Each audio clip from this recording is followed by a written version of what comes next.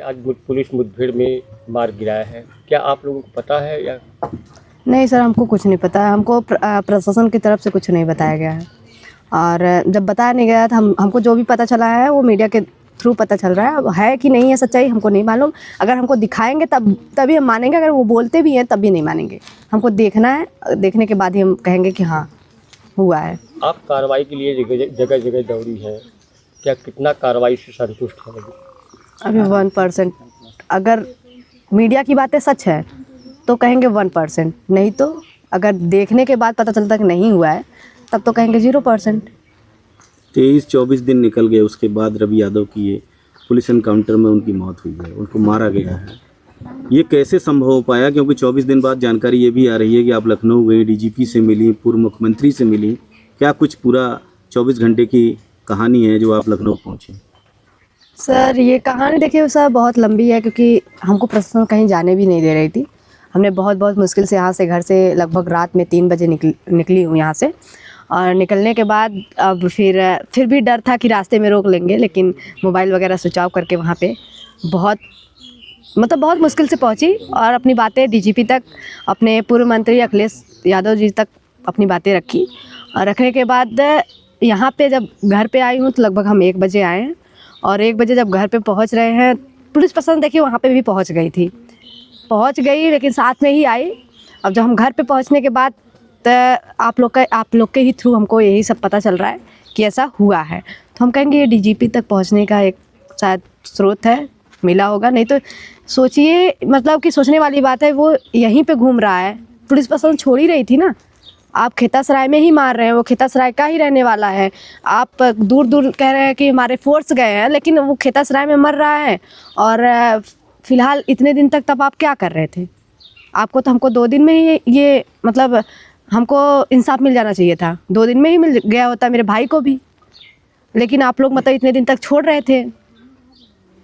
अब और दूसरी बात ये है कि ओम प्रकाश राजभर जो है, उनकी बातें सुन के क्या पता आप ऐसा किए हैं। अब हम नहीं बता सकते क्यों ऐसा हुआ है, लेकिन अगर ऐसा हुआ है तो हम जब तक देखेंगे नहीं और हमको जब तक पुलिस प्रशासन कहेगी नहीं तब तक हम नहीं जानते कि हुआ है कि नहीं हुआ है। मान लीजिए रवि यादव को पुलिस एनकाउंटर मारा गया, कितना संतुष्ट हैं? आपको कुछ न्याय की उम्मीद जो थी आपको कितनी जगी है? न्याय की उम्मीद सर भोले राजभर के बाद जगेगी। अगर भोले राजभर को पहुंचा देते हैं तब जगेगी, नहीं तो अभी नहीं। क्योंकि जो मेन जड़ होता है वो नहीं ख़त्म हो तो क्या ख़त्म हो? मेन जड़ तो वही है, अपराधी बनाने वाला वही है सबको। तो वही नहीं ख़त्म होगा तो कैसे अपराध ख़त्म होगा? तो बस अगर हमको न्याय मिलेगा तो भोले राजभर के मृत्यु से ही मिलेगा, नहीं तो नहीं मिलेगा। डीजीपी साहब ने क्या भरोसा दिया था? क्या बात हुई डीजीपी साहब से? उन्होंने कहा कि जैसे कि हमने अपनी सारी बातें रखी और ये लोग के बारे में सब कुछ बताया कि इतने अपराध कर चुके हैं, लेकिन ये लोग का कुछ हुआ नहीं है। तो उन्होंने कहा कि अब नहीं बचेंगे।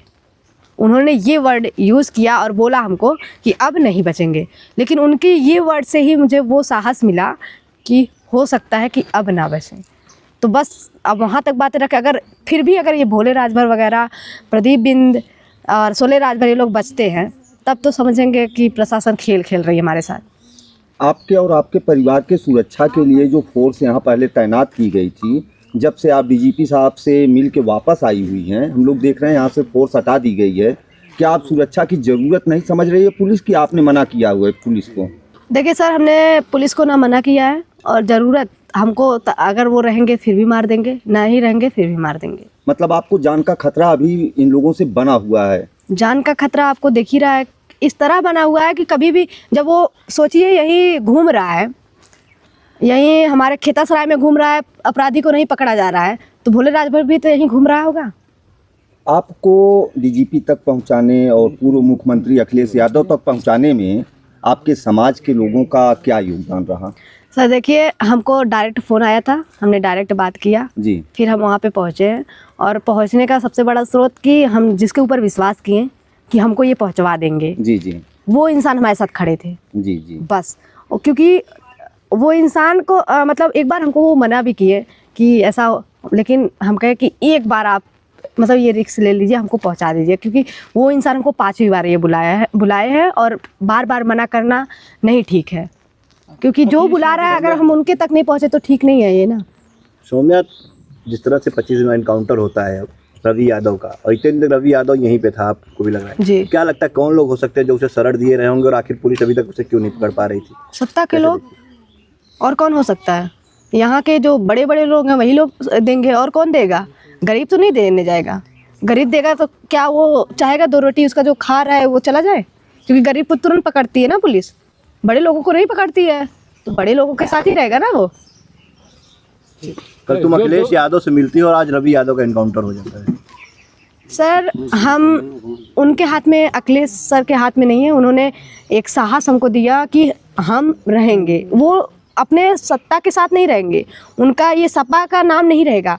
वो कहे हैं कि हम इस तरह रहेंगे, इंसानियत के नाते रहेंगे, अपराधी खत्म होने चाहिए, तुम खड़ी रहना, लेकिन तुम मत हार मानना। उन्होंने वो साहस दिया, उसके लिए उन्होंने बुलाया, और जहाँ तक उन्होंने कहा कि अगर हमको जहाँ तक बात हम पहुँचा सकते हैं वहाँ तक हम पहुँचाएंगे।